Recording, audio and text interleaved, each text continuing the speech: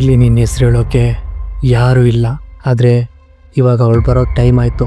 ನಾಳೆ ಬಾ ಅಂತ ಬರೆಯೋದನ್ನ ಮರಿಬೇಡ. ಅದು ರಕ್ಷಣೆ ಅಲ್ಲ, ಶಾಪದ ಪ್ರಭಾವ.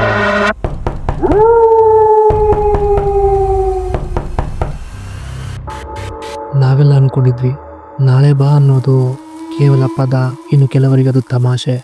ಆದರೆ ಅದು ನಿಜ ಅಂತ ಆದರೆ ಹೌದು. ಇವತ್ತಿನ ಈ ಎಪಿಸೋಡ್ನ ಕಥೆಯೂ ಹಾಗೆ ಇದೆ. ಅದೇ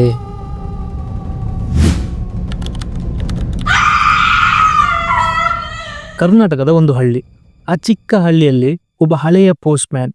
ಅವನಿಗೋ 30 ವರ್ಷದ ಸರ್ವೀಸ್.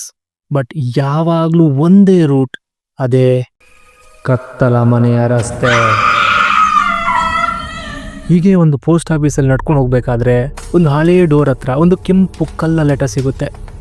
ಅದೇನು ಅಂತ ಅವನು ಹೋಗಿ ನೋಡಬೇಕಾದ್ರೆ ಅದರ ಮೇಲೆ ಜಸ್ಟ್ ನಾಳೆ ಬಾ ಅನ್ನೋ ಒಂದು ಕೇವಲ ಅಡ್ರೆಸ್ ಮಾತ್ರ ಇರುತ್ತೆ. ಇದೇನು ಅಂತ ರಾಮಯ್ಯ ಅದನ್ನು ಓಪನ್ ಮಾಡಿದಾಗ ಅದರಲ್ಲಿ ಈ ಥರ ಬರೆದಿತ್ತು: ನಾನು ಒಳಗೆ ಬರೋಕ್ಕೆ ಕಾಯ್ತಾ ಇದ್ದೀನಿ. ರಾಮಯ್ಯ ಈ ಅಡ್ರೆಸ್ ಬಗ್ಗೆ, ಈ ಮನೆ ಬಗ್ಗೆ ತಿಳ್ಕೋಬೇಕು ಅಂತ ಒಂದು ಟೀ ಅಂಗಡಿ ಹತ್ರ ಬರ್ತಾನೆ. ಆ ಟೀ ಅಂಗಡಿ ಮಾಲೀಕ ಈ ಮಾತನ್ನ ಕೇಳಿದ ತಕ್ಷಣ ಟೆನ್ಷನಲ್ಲಿ, ನಿಮ್ಗೆ ಯಾಕೆ ಸ್ವಾಮಿ ಇದೆಲ್ಲ? ಆ ಮನೆ ವಿಷಯ ನನಗೆ ಬೇಕಾಗಿಲ್ಲಪ್ಪ, ನಾನಂತೂ ಆ ಮನೆ ಬಗ್ಗೆ ಮಾತಾಡಲ್ಲ. ಆದರೂ ಒಂದು ಮಾತು ಹೇಳ್ತೀನಿ, ಅವಳು ದಿನಾ ಬರ್ತಾಳೆ, ಎಲ್ಲರ ಜೊತೆ ಮಾತಾಡ್ತಾಳೆ. ಆ ಲೆಟರ್ನ ಯಾರು ಮುಡ್ತಾರೋ ಅವಳು ಮುಂದೆ ಬಂದೇ ಬರ್ತಾಳೆ. ನೀವು ಯಾಕೆ ಸ್ವಾಮಿ ಆ ಲೆಟರ್ನ ಎತ್ಕೊಳಕ್ಕೆ ಹೋದ್ರಿ? ಇವಾಗ ಏನು ಮಾಡ್ತೀರಾ ನೀವು? ಈ ವಯಸ್ಸಲ್ಲಿ ಎಲ್ಲಿ ಅಂತ ಹೋಗ್ತೀರಾ ನೀವು? ಅನ್ನೋ ಅಂಥ ಪದಗಳನ್ನ ಕೇಳಿ ರಾಮಯ್ಯನಿಗೆ ಭಯ ಆಯಿತು. ಆದರೆ ಟೀ ಮಾಲೀಕ ಮತ್ತೆ ಹೇಳ್ತಾನೆ, ಸ್ವಾಮಿ ನಾನು ನಿಮ್ಮೊಂದು ಮಾತು ಹೇಳ್ತೀನಿ, ಆ ಪತ್ರ ನೀವು ತಗೋಬಾರ್ದಿತ್ತು. ಆದರೆ ಇವಾಗ ಏನೂ ಮಾಡೋಕ್ಕಾಗಲ್ಲ. ದಯವಿಟ್ಟು ನನ್ನ ಮಾತು ಕೇಳಿ, ಎಷ್ಟು ಬೇಗ ಆಗುತ್ತೋ ಅಷ್ಟು ಬೇಗ ಹೋಗಿ ಆ ಪತ್ರನ ಸುಟ್ಟಾಕ್ಬಿಡಿ ಸ್ವಾಮಿ, ನಿಮ್ಮ ದಮ್ಮಯ್ಯ ಅಂತೀನಿ ಅಂತಾನೆ. ರಾಮಯ್ಯನಿಗೆ ಇದೆಲ್ಲ ಕೇಳಿ ಒಂದು ಸೆಕೆಂಡ್ ಭಯದಲ್ಲಿ ಜೀವ ಹೋದಾಗೆ ಆಗುತ್ತೆ. ತಕ್ಷಣಕ್ಕೆ ಅಲ್ಲಿಂದ ಹೊಡ್ತಾನೆ. ಆದರೆ ಹೊರಟ ತಕ್ಷಣ ಒಂದು ನಾಯಿ ಅವನನ್ನೇ ನೋಡ್ತಾ ಇರುತ್ತೆ. ಅದನ್ನು ಗಮನಿಸಿದ ರಾಮಯ್ಯನಿಗೆ ಮತ್ತಷ್ಟು ಭಯ. ಆದರೆ ಅದನ್ನು ಬಿಟ್ಟು ಮುಂದೆ ಬರ್ತಾ ಇರ್ತಾನೆ. ಎಷ್ಟು ಬೇಗ ಆಗುತ್ತೋ ಅಷ್ಟು ಬೇಗ ಬರ್ತಾ ಇರ್ತಾನೆ.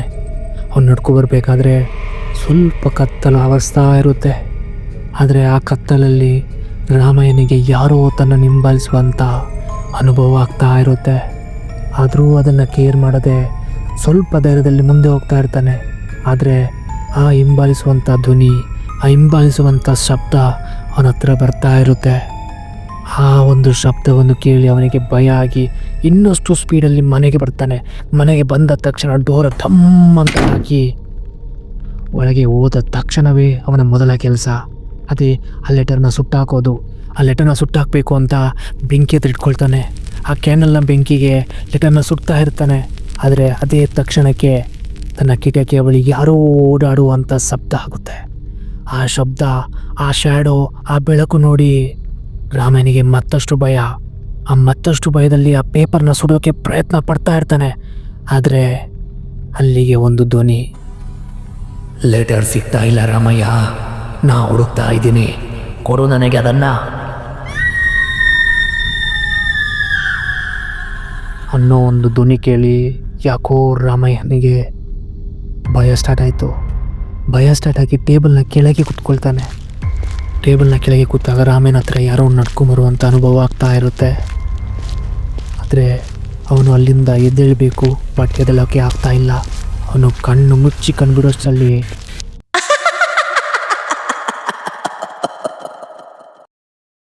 ನಾಳೆ ಬೆಳಿಗ್ಗೆ ಉಳಿದ ಜನರಿಗೆಲ್ಲ ಗೊತ್ತಾಗುತ್ತೆ ರಾಮಯ್ಯ ಕಾಣೆಯಾಗಿದ್ದಾನೆ ಅಂತ. ಅಲ್ಲಿಗೆ ರಾಮಯ್ಯನ ಮನೆಗೆ ಪೊಲೀಸವರು ಬರ್ತಾರೆ. ಆ ಮುರಿದಂಥ ಬಾಗಿಲಲ್ಲಿ ಒಂದು ಲೆಟರ್ ಬಿದ್ದಿರುತ್ತೆ. ಆ ಕೆಂಪು ಲೆಟರ್ನ ಪೊಲೀಸವರು ನೋಡಿದಾಗ ಅದರಲ್ಲಿ ಒಂದು ಫೋಟೋ. ಆ ಫೋಟೋ ಬೇರೆ ಯಾರ್ದು ಅಲ್ಲ, ರಾಮಯ್ಯಂದು.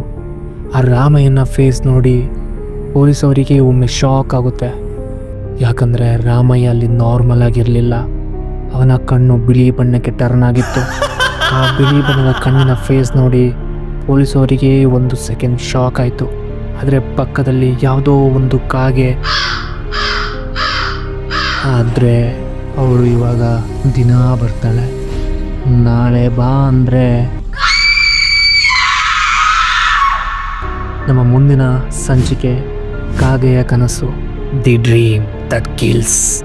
Don't forget to subscribe, guys. Stay tuned. Bye bye. Signing off, Kiran Rathod.